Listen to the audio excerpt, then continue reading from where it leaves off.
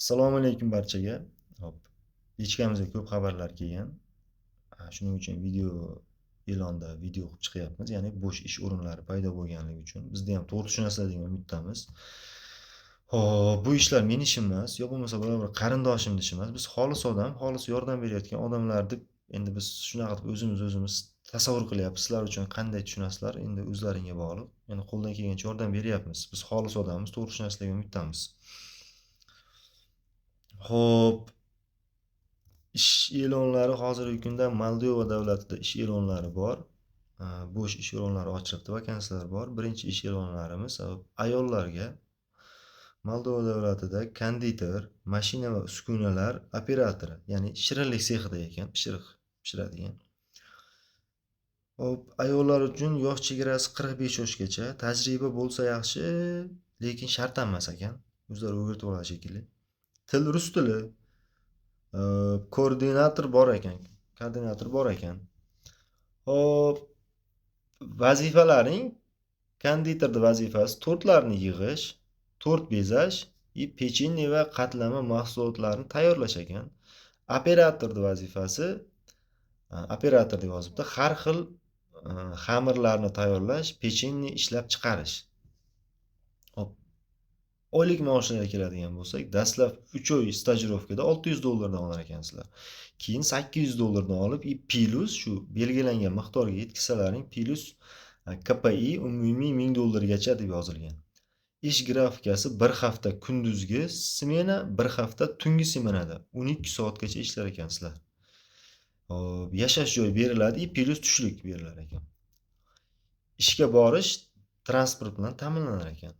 Hop, ishxonalaringdagi gradusni ham yozib qo'yibdi. 10 gradusdan 23 gradusgacha yozda yuqoriroq bo'ladi debdi.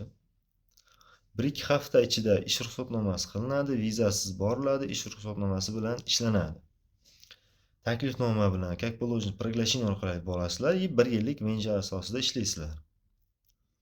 Hop, Moldova keyingi vakansiyamiz, ya'ni bu hozirgi vakansiya ma'qul keladigan bo'lsa, ayollarga bemalol borib ishlashlaring mumkin. Hop, keyingi vakansiyaga o'tadigan bo'lsak, Moldova Kishinev shahrida hop ish. Hop, svarchi kerak ekan, pol avtomat va qo'lda svarka. Hop, ish grafikalaringga keladigan bo'lsak, hop, grafika individual, har bir o'z uchun 8 soatdan ishlar ekan. Yashash joy bepul taqdim etiladi, plus ovqatlanish berilar ekan. Kiyim-kechak bilan ta'minlanar ekan, ish vaqtida kiyim-kechak bilan, kiyim bilan ya'ni. Ishlash joyida transport bepul taqdim etiladi. Kimlar uchun? Erkaklar 55 yoshgacha. Tajriba majburiy ekan, bilishlaring kerak ekan. Til bilish talabi rus tili majburiy. Bu ham majburiy ekan til bilishlaring. Hop, ish vazifalaring yarim avtomat MIG, keyin MAG deb yozibdi va qo'l bilan MMA payvandlash ishlarini bajarish. Endi hozir bu ishni biladiganlar bilsa kerak, MIG, MAG, MMA ni. Men tushunmayman, xafa bo'lmaysizlar, to'g'ri tushunasizlar umiddaman. Qo'limdan kelgancha o'qib beryapman bor narsani. Hop, shu narsa ekan. Hop, metal konstruksiyalar va buyumlarni payvandlash, detallarni payvandlashga tayyorlash, tozalash, moslashtirish, payvand choklarini sifatli nazorat qilish, xavfsizlik texnikasiga va ishlab chiqarish standartiga rioya qilish ekan. Bunga ham taklifnoma asosida ketasizlar как положено menja asosida ishlaysizlar. Hop, oylik maoshlarga keladigan bo'lsak, €1000 oylik maosh bilan ta'minlar ekan. Yozib qo'yibdi €1000 deb. Hop, bu ishimiz ham tugadi. Ma'qul kelsa bemalol hop ketishlaring mumkin. Hop, Moldova davlatiga yana uchinchi ish e'lonimiz, hop, konditsioner o'rnatuvchisi kerak ekan. Hop, yozib qo'yibdi. Hop, mana boshida o'qib beradigan bo'lsam, ish joyiga transport berilar ekan konditsioner ustasiga. Ishlash grafikasi hop 8 soat kuniga 5 kun, hafta ichida 5 kun 8 soat ishlar ekansizlar. Yashash joyi taqdim etiladi. Taqdim etilar ekan, oyiga $100 dan o'zlaring to'lar ekansizlar. $100 deb yozib qo'yibdi. Hop, kimlar uchun? Erkaklar uchun 50 yoshgacha erkaklar uchun kamida 1 yil tajribalaring bo'lishi kerak ekan. Xo'p, oylik maoshlarga keladigan bo'lsak, $900 dan $1700 gacha konditsioner ustasiga $900 dan $1700 gacha oylik. Xo'p, vazifalaring maishiy va tijorat konditsionerlarini o'rnatish, ichki va tashqi bloklarni montaj qilish, trassa, quvur yo'llarini o'tkazish va uskunalarni ulash. Klimat texnikalarini diagnostika qilish va xizmat ko'rsatish. Zarur bo'lganda demontaj ishlarini bajarish ekan. Talablar: konditsioner o'rnash bo'yicha kamida 1 yillik tajriba, mas'uliyat, tartibli va ishga chidamli bo'lishingiz kerak ekan.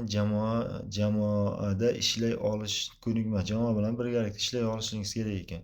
Rus tilini bilish majburiy. Yosh chegarasi 50 yosh. Ish ruxsatnomasi qilib beriladi. Vizasi kirib, plus ish ruxsatnomasi bilan ishlaysizlar. O'sha asosida. Ya'ni kimgadir ma'qul kelsa aloqaga chiqishlari mumkin. $900 dan $1700 gacha ekan konditsioner ustalar. Endi o'zimizda ham yaxshi topishadi, endi bu yerda ham bor ekan, xullas kalom. Xo'p, keyingi ish e'lonimiz Moldovada ish e'loni. Haydovchilar uchun imkoniyat. Haydovchilar uchun ish ekan. Kimlar uchun? Erkaklar uchun 50 yoshgacha. Xo'p, lavozim haydovchi BS toifasi bo'lishi kerak ekan. Oylik maosh $800 dan $1000 gacha oylik maosh, yashash joyi bepul taqdim etiladi. Ovqatlanish berilmas ekan. O'zlaringdan shekilli. Ish joyi Kishinyov shahrida, atrof hududlarda, shu Kishinyov shahrining atrof hududlarida bo'lar ekan. Vazifalaringiz: oziq-ovqat mahsulotlarini yetkazib berish, buyurtmalarni o'z vaqtida topshirish, hop, yuklash